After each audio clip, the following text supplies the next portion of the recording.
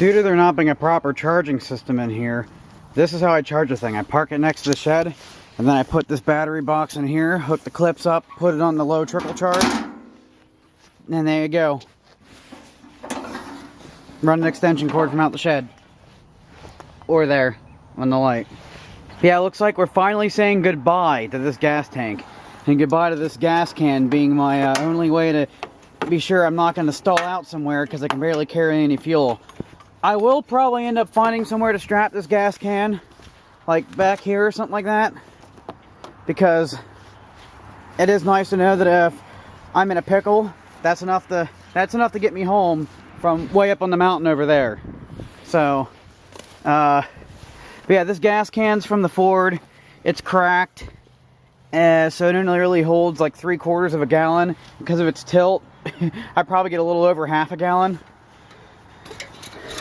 How much oil do we leak? Alright, not too much. Well, I have to head to the Tractor Supply Company to find me some bolts. And someday I'll have to buy a new belt for this thing because this is just so stretched out. I feel like this needs twisted too. Oh, look at that. Oh. Yeah, would you look at that? I'll get my bolts before I get this on here. Might end up screwing myself here, but I'm going to try to get two things done at once. I'm going to snip this belt, then overlap it and see the minimum, absolute minimum distance this thing can be with this thing just slammed right up against here. Because I have to take this off anyways. So we'll take the John Deere down to Tractor Supply, and I guess worst comes to worst, if I can't get a belt that size, I'll have to start pull starting the thing. Okay, so I looking in the shed, and I actually had some spare parts from this thing. Because, you know, I did my whole improvised weld job in the flywheel, and I didn't actually put everything back on it. And I actually, they might have actually already been from here, because I got a bunch of bolts that thread in here and in here. And I'm going to go get some thread locker and a new belt. And I think that's it, actually. Well, my dad's been having fun with this. Oh my god. And he tells me I'm hard on stuff. I think I need to build on a machine that's actually for going through the mud, or this thing's not going to be mowing very long. Well, this belt's too wide, it doesn't fit in the groove properly. Alright, that is tight as tight can be. I don't even need any bolts right now. I'm still going to put all that stuff on though. And I got real Loctite. Not some stuff that's sealed by a plastic bag that's in a big ass tube that's a pipe thread sealer. Well, this thing got me to Tractor Supply and back, and let me tell you, it is a lot easier to start this thing. Now all I gotta do is put the positive here and... Oh, I still had a putt left in it. I have the fuel off and I ran it with the choke on full blast. But yeah. And I only bolted those two down there yet, because the bolts I had, I thought would work. They're metric. They didn't come off here. Jake probably left them here, because I don't do metric. Apparently that bolt just had it.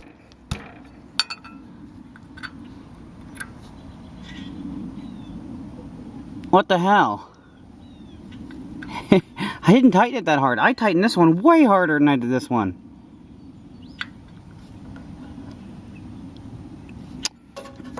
Well,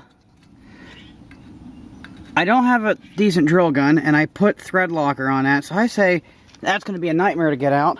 It would be a far easier option. Shine up the metal and weld this bracket on. That's what I'm going to do. I'm going to weld it. You know, it'd be a really smart idea to do before I go wire brushing and welding. Draining and removing the gas tank. This is the part of our show I'd like to remind you that safety is always key. Look at what these safety glasses have protected my eyes from. Probably with the angle grinder. Now the nice thing is that if JB Weld works with that gas tank, I could fix this guy with JB Weld and put it on another project. Because I don't like to waste anything. Speaking of something I don't get, we live in a modern throwaway society where nobody keeps anything, everything goes to waste. People replace stuff that worked perfectly fine.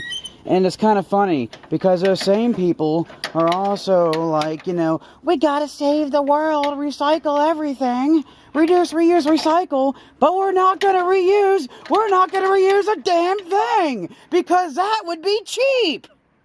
And if you don't hate California, I'll make you hate them instantly. These retarded safety cans wouldn't exist if it wasn't for California. You know, because you don't want to get gas fumes in the air, so let's make a gas can that makes you spill gas everywhere all the time. And takes forever because the air spout is the same as the pour spout. You know, instead of having air and pour. Damn, Californians. I just got an idea. So, I will need a front axle for the redneck mower, which still is going to be brought back to life at some point, because this is the front axle from it. But at some point, this axle is going to need cut up and widened. Maybe I could kill two birds with one stone. Maybe this axle, at the time, could go back to it. And when I make my wide one, I could make it from scratch. Mostly conduit. Yeah.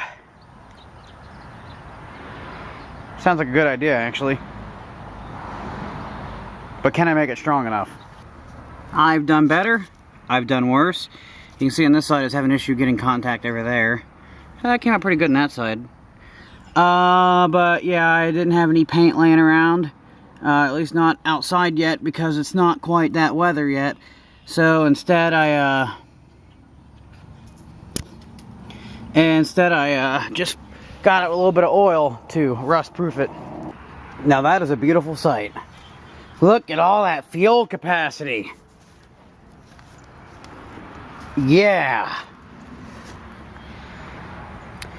That's pretty good for under the hood, ain't it? Yeah. You know, at some point I'll have to make this thing an actual dual tank setup.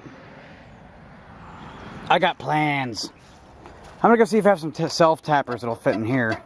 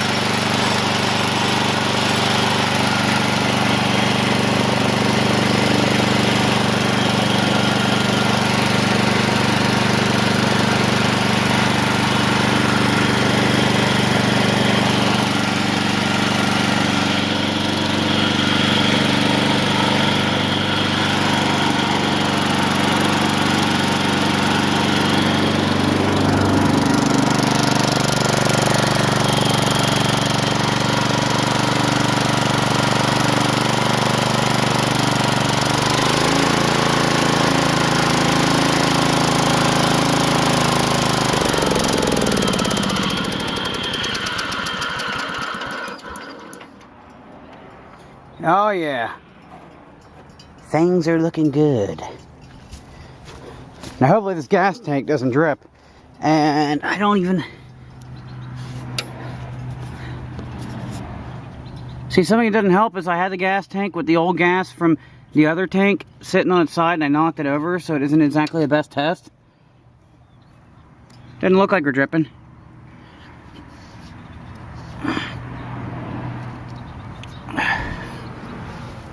Well, time to put some miles on it. I'm going to ride off into the night, heading to Walmart.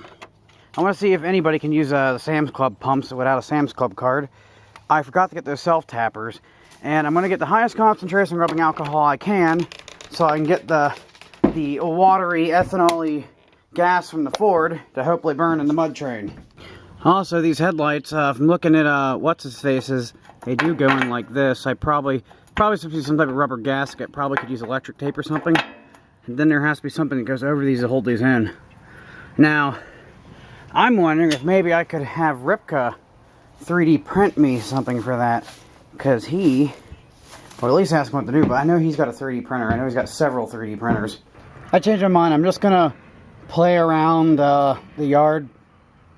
I got a gut feeling that I just shouldn't, and it is Sunday night.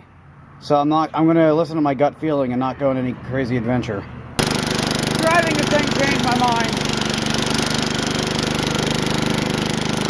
Let's go tell you what the part broken day is. Basically full throttle down that, and it was dark, and my wheel hit there. The other wheel hit. Thing kind of flipped it around there real hard. I kind of where it was. Time to go up a hill that would cause me to flip maybe.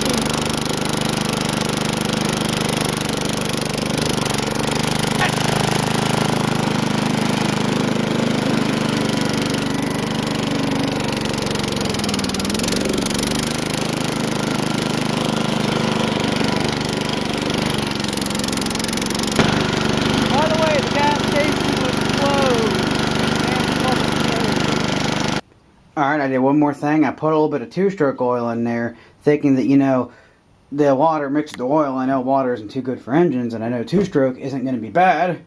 So I ain't going to hurt nothing. Plus, maybe if I get lucky, I'll blow some light smoke under a load. Yeah! You know, it started out cold, but it sure turned into a nice day that I actually do not want to go inside from. Where's Lemmy?